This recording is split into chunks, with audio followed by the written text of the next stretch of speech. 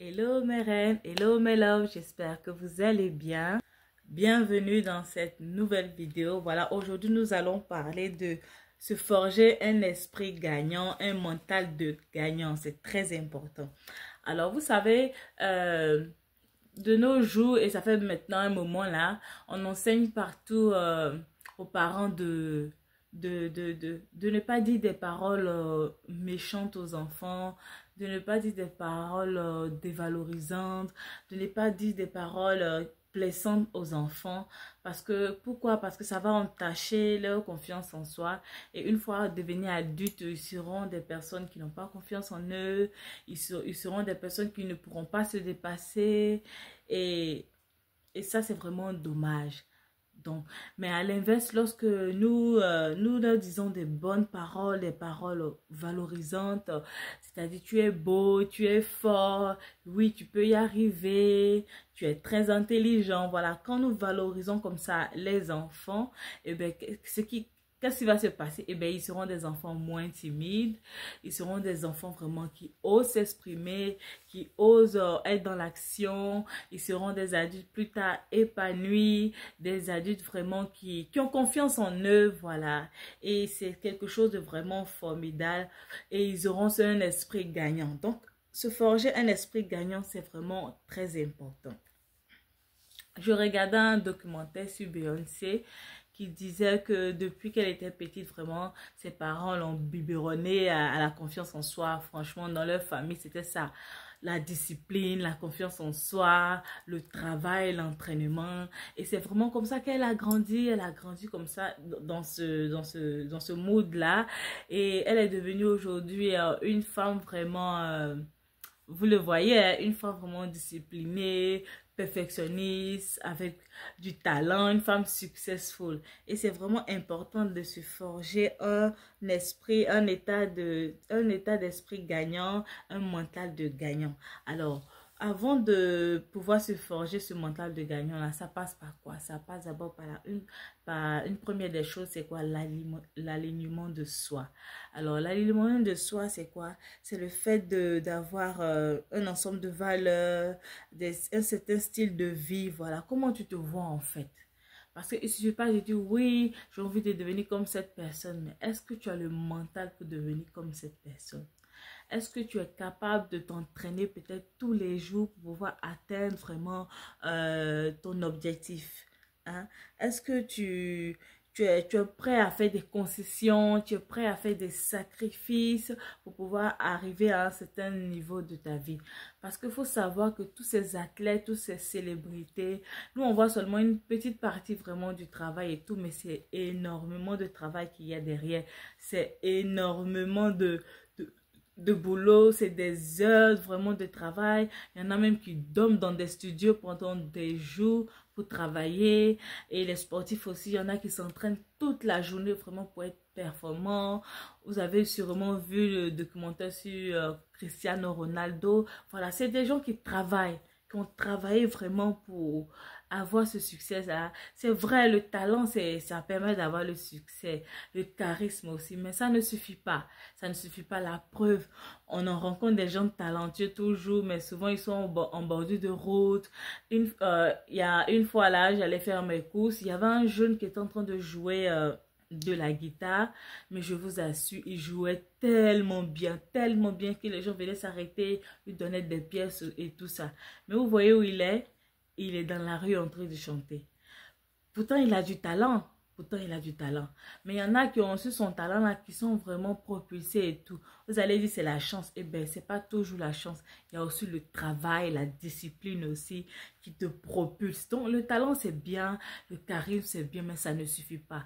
La discipline, vraiment se concentrer vraiment sur ce que l'on veut, avoir une certaine routine de travail, à faire des concessions, être prêt à faire beaucoup de sacrifices. Et c'est vraiment très important. Et c'est tout ça se former vraiment, se forger un état d'esprit esprit de gagnant. Voilà, les gagnants, ce sont des gens qui font beaucoup de concessions, c'est des gens qui se privent énormément de choses. Moi, j'ai un ami que je connais qui ne mange pas de viande, qui ne boit pas de lait. Voilà, il fait un régime vraiment spécial par rapport à la discipline dans laquelle il est. Est-ce que toi, tu es là, tu es prêt à te priver de beaucoup de choses? Donc, il y a énormément de choses qui rentrent en compte. Il y a des gens qui ne boivent plus de jus, qui ne mangent plus de sucre, qui prennent plus d'alcool. Voilà, chacun vraiment à son niveau fait des sacrifices, d'autres aussi, après le boulot, ils sont tellement fatigués, mais ils sentent quand même de courage pour encore aller à la salle de sport parce qu'ils veulent atteindre certains objectifs. D'autres aussi, après le travail ou peut-être après les corvées, une maman peut-être après les corvées des enfants, la maison, son boulot, elle finit tout ça et elle vient s'asseoir encore sur sa table pour suivre des cours en ligne ou pour travailler encore sur ses projets vraiment très tard dans la nuit et tout ça, ce sont des concessions et c'est tout ça qui permet de se forger un esprit de gagnant. Voilà, donc il est important de vraiment se connaître, savoir vraiment est-ce que l'on est capable de faire telle concession, quel sacrifice, quel est notre rythme quotidien. Parce qu'il ne suffit pas de dire je veux être comme celui-là, mais pourtant tu dis ah, parce que tu as vu un sportif à la télé qui te dit il fait du sport pendant, je sais pas, 4 heures du temps, 5 heures du temps, tu dis bon, à partir d'aujourd'hui, moi je vais faire ce sport-là. Et tu commences 1 heure, 2 heures, ou peut-être même tu arrives à faire les 4 heures. Mais après ça, tu es épuisé, tu es capote, comme on dit. Tu peux plus refaire encore le lendemain. Donc, il faut vraiment se connaître. Pour savoir est-ce qu'on a ce mental-là. Est-ce qu'on a ce mental, cet état d'esprit de gagnant. Et il faut savoir que on ne devient pas du jour au lendemain boss, patronne, je sais pas moi, chef quelque part. Comme ça, on réalise pas du jour au lendemain comme ça son rêve. On se retrouve pas sur un jet privé, je sais pas, dans une grande maison. On ne devient pas du jour au lendemain une personne successful comme ça par hasard. Non, ça demande vraiment d'avoir certaines qualités, des qualités morales et des qualités physiques. Et ces qualités-là sont indissociables et indispensables pour toute personne qui veut réussir. Et il faut savoir que ça passe aussi par une hygiène de vie, comme je l'avais dit tout à l'heure. Comment vous comportez? Est-ce que tu connais ton rythme quotidien? C'est très important. Ça passe par une hygiène de vie, ça passe par le travail. Voilà, beaucoup de travail, je l'avais dit tantôt. Ça passe par la rigueur, par la discipline. Et c'est vraiment des étapes vraiment indispensables pour qui vraiment veut réussir. Donc, il est important que tu te forges un mental d'acier, un esprit de gagnant, voilà, pour pouvoir aller toucher vraiment du doigt ce que tu veux, pour pouvoir vraiment aller atteindre, tes objectifs et pour pouvoir les voir se réaliser. Donc, dès aujourd'hui, pose-toi les bonnes questions. Prends une feuille, prends un bic et puis voilà, tu te poses les bonnes questions. Est-ce que je peux vraiment, est-ce que j'ai le mental de gagnant? Est-ce que moi qui aspire au mental du gagnant, est-ce que j'ai vraiment ce rythme quotidien? Est-ce que je peux tenir? Est-ce que je suis prêt à faire des concessions dans ma vie? Parce que ne pensez pas qu'il y a succès sans concession. Non. Toi, tu veux être boss lady, toi, tu veux être maman, tu veux être épouse. Il faut savoir qu'il y aura des concessions à faire. Tu vois, il y aura des concessions à faire. Il va arriver des moments, peut-être tu vas laisser ton époux tout seul. Tu vas laisser tes enfants tout seul.